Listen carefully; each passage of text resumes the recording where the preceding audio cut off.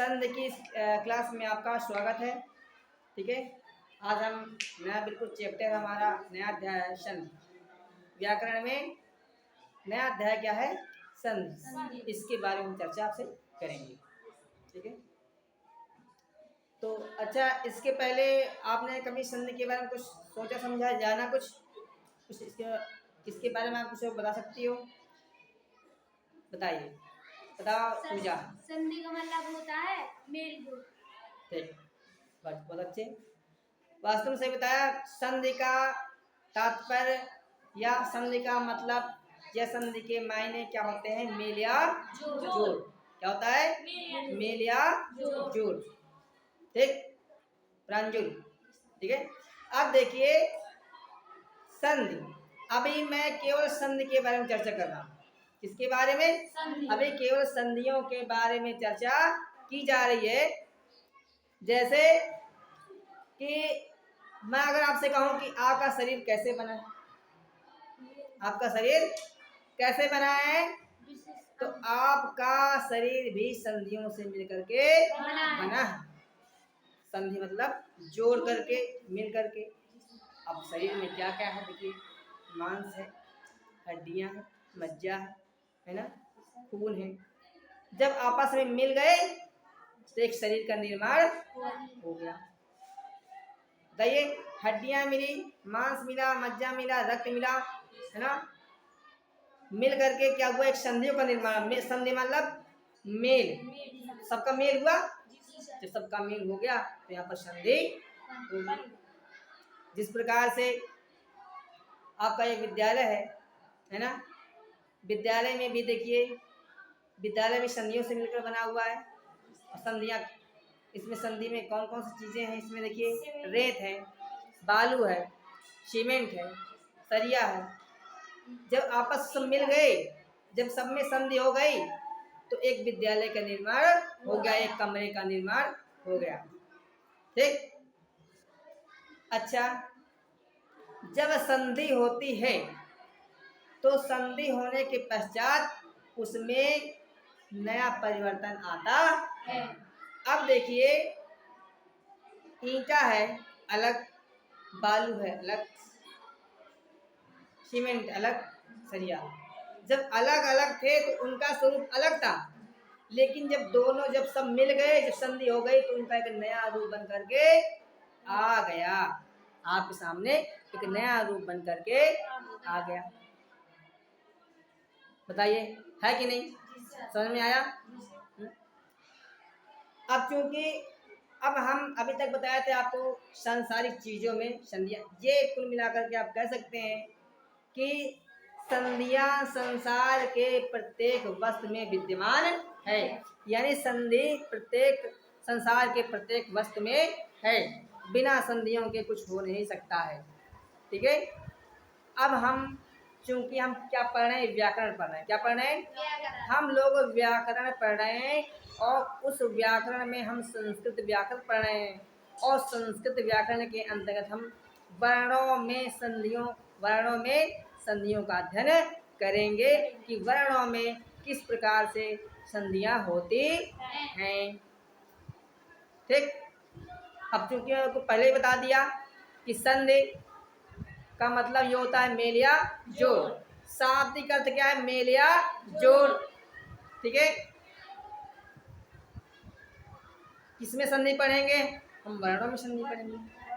वर्ण कौन कौन से आपके? वही आपके का, खा, गा, घा, अंगा, छोटा, बड़ा, छोटी, बड़ी, ये वर्ण है आपके। यही आपस में दो वर्ण मिलेंगे तो उसमें नया विकार सामने आएगा। ठीक है, कोई पूछे कि ये बताइए कि संधि शब्द की व्युत्पत्ति क्या है, यानी प्रकृति प्रत्यय क्या है, तो आप बताइएगा। संधि शब्द में क्या क्या है? सम उपसर्ग है। ठीक है, अच्छे होने के अर्थ में, अच्छा लगने के अर्थ में। धा धातु है, धारण करने के अर्थ में। और की प्रत्यय है।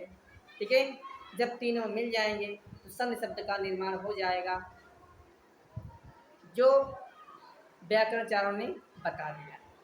ठीक है, ये तो इसका प्रकृति प्रत्यय है। क्या है? प्रकृति प्रत्यय है, या इसका शाब्दिक अर्थ है या इसकी प्राकृतिक व्युत्पत्ति है।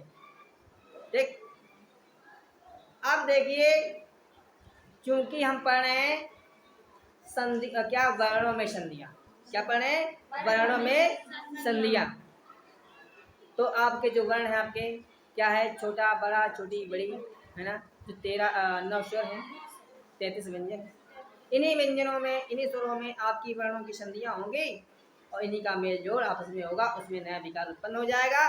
तो उसे हम क्या कह सकते हैं, हम उसे हम वर्णों की संधियां हम कह सकते हैं या कहेंगे। कितना समझ में आया?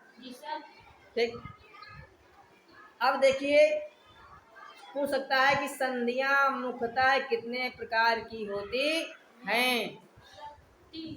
तो कितने प्रकार के? 3 प्रकार की। संधियां मुख्यतः 3 प्रकार की होती हैं। पहली संधि कौन सी है? स्वर संधि। दूसरी है व्यंजन संधि और तीसरी है विसर्ग संधि। ये मैंने बताया था, है ना। अच्छा, आप कैसे पहचानेंगे कि यहाँ पर स्वर संधि है, कि यहाँ पर व्यंजन संधि है, कि यहाँ पर विसर्ग संधि है? तो आप कुछ, मैंने आपको बताया था, हल्का सा दिया था, बताया था कि कैसे पहचानेंगे कि यहाँ पर स्वर संधि हो रही है, कि इस जगह व्यंजन संधि हो रही है, कि यहाँ पर विसर्ग संधि हो रही है। तो संधियों को पहचानने के नियम क्या है? 3 नियम है। क्या है? 3 नियम है। पहला नियम स्वर संधि का, कौन सा है? स्वर संधि का पहला नियम स्वर संधि का है। जब स्वर वर्ण का मेल जब स्वर वर्ण से होगा, समझ रहे हो? जब स्वर वर्ण का मेल जब स्वर वर्ण से होगा तो वहां पर स्वर संधि होगी। क्योंकि संधि करने में कम से कम 2 पद चाहिए। तो अब यहाँ 2 पदों में पहले पद को प्रथम पद कहेंगे और दूसरे पद को द्वितीय पद कहेंगे, ठीक है, या अंतिम पद कहेंगे, ठीक है। द्वितीय पद को हम अंतिम पद भी कह सकते हैं, या हम अंतिम पद न कह करके द्वितीय पद कह सकते हैं। इसलिए कि कभी कभी आपके वाक्य बड़े हो सकते हैं और आपके पद बढ़ भी सकते हैं, ठीक। तो क्या बताया मैंने कि जब आप संधि का जब विच्छेद कर देते हो तो विच्छेद करने के पश्चात आपको 2 पद नजर आएंगे या 2 पद आपको मिलेंगे, ठीक है। अच्छा, 2 पदों में जो 2 पद आपके हैं उन पदों में हमें केवल काम कहाँ से है? केवल काम हमको प्रथम पद के अंतिम वर्ण से और द्वितीय पद के प्रथम वर्ण से मतलब है। ये आपको मैंने बता चुका था। बताइए प्रांजल, आरती बताइए कि आपका मतलब अगर कितना भी बड़ा पद हो तो अगर पद का विच्छेद हो गया हो तो विच्छेद में केवल हमारा मतलब या हमारा कार्य प्रथम पद के अंतिम वर्ण से होता है और द्वितीय पद के प्रथम वर्ण से होता है, ठीक, समझ गए। अब देखिए, जैसे मैं कह दूं विद्यालय, क्या कहूं? विद्यालय।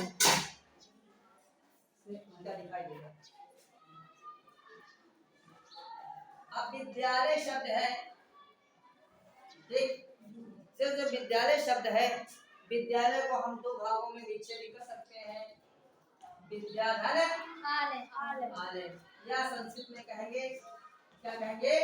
आलिया। हो गया जी सर। अब देखिए, ये पहला पद और ये दूसरा पद हुआ।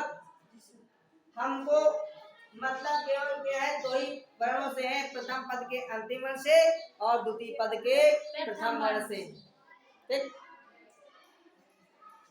अब यहाँ देखिए, प्रथम पद का अंतिम वर्ण कैसे प्राप्त होगा आपको? क्या करेंगे, इसमें हम स्वर, अगर हम कोई भी संधि पढ़ रहे हैं तो या स्वर संधि पढ़ रहे हैं तो सबसे पहले क्या हुआ, अगर स्वर संधि पढ़ रहे हैं तो व्यंजन वर्ण से हम स्वर वर्ण को निकालेंगे, तब वहां पर अंतिम वर्ण आपका मिलेगा या प्राप्त होगा। तो देखिए इसको आप तोड़ दीजिए, कैसे तोड़ेंगे, वित धन आ धन, ये वाला आ गया आ, धन गया, ठीक, ऐसे आ गया। अब देखिए प्रथम पद का अंतिम वर्ण क्या है, बड़ा आ या देगा, और द्वितीय पद का प्रथम वर्ण क्या है, ठीक है। अब देखिए बड़ा आ में क्या बना, क्यों बना, उच्चारण स्थान की समानता के आधार पर। तो अगर कोई पूछ सकता है आपसे ये आया क्यों, ये बड़ा आ क्यों आया, तो उच्चारण स्थान की समानता के आधार पर। आपको मैंने पढ़ाया था, जब उच्चारण स्थान पढ़ा रहा था तो देखिए बड़ा आ का उच्चारण स्थान कौन सा था, कंठ था, और इसका भी कंठ है, तो कंठ मिलेंगे तो बड़ा नहीं आएगा, है ना। तो संधियां कैसे होती है, उच्चारण स्थान की समानता के आधार पर संधियां होती है। किस आधार पर होती है, उच्चारण स्थान की समानता के आधार। जब आप गुण संधि पढ़ेंगे तब भी मैं आपको वहां पर बताऊंगा, ठीक है। तो देखिए यहाँ पर तब इनका मान खत्म हो गया, जब इन दोनों मिलकर के एक नया शब्द बन गया यहाँ पर, तो इन दोनों का मान खत्म, जो शेष बचेगा हम उसको नीचे काट देंगे। तो देखिए यहाँ पर इसको हम विद्या विधन आधन गया, नियम होता है। देखिए यहाँ पर क्या है, स्वर के बाद में क्या है, व्यंजन के बाद क्या स्वर, तो नियम ये होता है कि स्वर हमेशा अपने आगे वाले व्यंजन में जुड़ जाता है। तो बड़ा आ किसमें जुड़ेगा, विद्या में, तो क्या बन जाएगा, विद्या, क्या बन जाएगा, विद्या। अब इसको जोड़ दिया, क्या बना, विद्या, ठीक।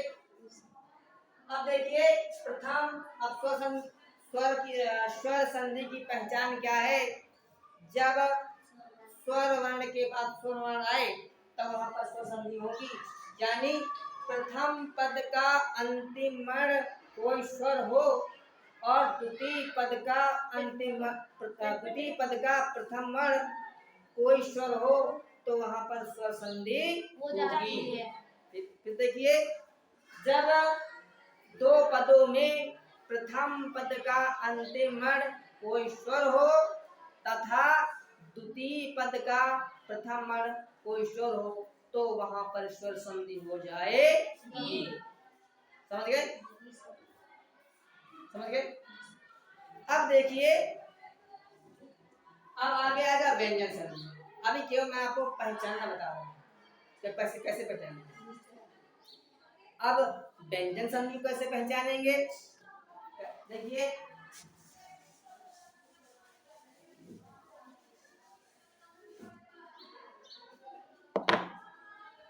दो पद आपके होते हैं,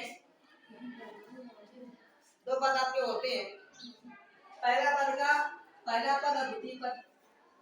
तो इसमें भी ये क्या है, जब व्यंजन संधि कैसे पहचानेंगे, कौन संधि है, व्यंजन संधि, ठीक है। जब स्वर वर्ण का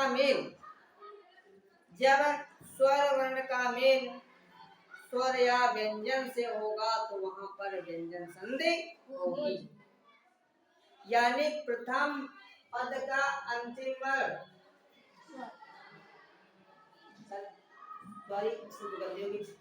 जब व्यंजन वर्ण का मेल स्वर या व्यंजन से होगा। ये मैंने कहा था पहले, दूसरा कुछ कहा था, या फिर सुन लीजिए, जब व्यंजन वर्ण का मेल स्वर या व्यंजन से होगा तब वहां पर व्यंजन संधि होगी। यानी प्रथम पद का अंतिम वर्ण क्या होगा? कोई व्यंजन वर्ण होगा। और द्वितीय पद का पहला वर्ण क्या होगा? स्वर या व्यंजन होगा। ठीक है, प्रथम पद का अंतिम वर्ण क्या होगा? कोई स्वर होगा, स्वर नहीं व्यंजन होगा। ठीक है, और द्वितीय पद का प्रथम वर्ण कोई स्वर या व्यंजन होगा, तब वहां पर व्यंजन संधि हो जाएगी। ठीक, जैसे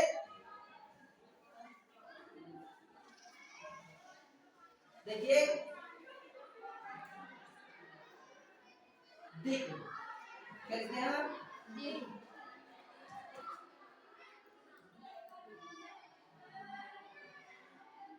दिख धन गज,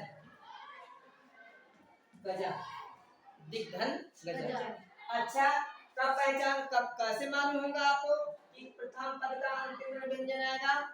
जब प्रथम पद के अंतिम वर्ण में कोई हलंत नीचे आ जाए तो वहां पर क्या शुद्ध और शुद्ध व्यंजन है, वहां पर कोई स्वर का मिलावट नहीं है। यानी अगर हलंत आता है प्रथम पद के अंतिम वर्ण में तो समझना शुद्ध और शुद्ध व्यंजन है वो, वहां पर कोई स्वर मिलावट नहीं है या उस वर्ण में कोई स्वर नहीं है। अब देखिए आपका क्या है? शुद्ध व्यंजन है। क्या है? शुद्ध व्यंजन है। उसके बाद क्या? गजा है। अब देखो प्रथम पद का अंतिम वर्ण क्या है? कोई व्यंजन है, और द्वितीय पद का प्रथम वर्ण कोई व्यंजन है, तो क्या हो जाएगा? इसका बन जाएगा गजा। क्या बन जाएगा? आगे संधि बताऊंगा कैसे बना है, ये बताऊंगा। ठीक है, जैसे और भी आप कोई उदाहरण दे सकते हैं, जैसे व्यंजन संधि में और उदाहरण भी देख सकते हैं। जैसे कि आप देखिए चे धन अनम, नहीं तो आपका स्वर संधि होगा। व्यंजन संधि देखिए सत धन चित, सत धन चित, क्या बताया होगी? सत धन चित क्या हो जाएगा? सचित। क्या हो जाएगा? सचित। और कहीं कहीं ऐसे भी आते हैं, ऐसे स्थान आपको मिल जाएंगे जहां पर हम क्या मिलेगा कि आपको व्यंजन वर्ण के बाद स्वर भी मिल जाएगा, आपको भी बता दिया जाएगा। ठीक है, ये तो एक मोटी मोटी स्थूल बातें बताई जा रही है। उसके बाद आपका आता है विसर्ग संधि, है ना? विसर्ग संधि की पहचान कैसे करेंगे?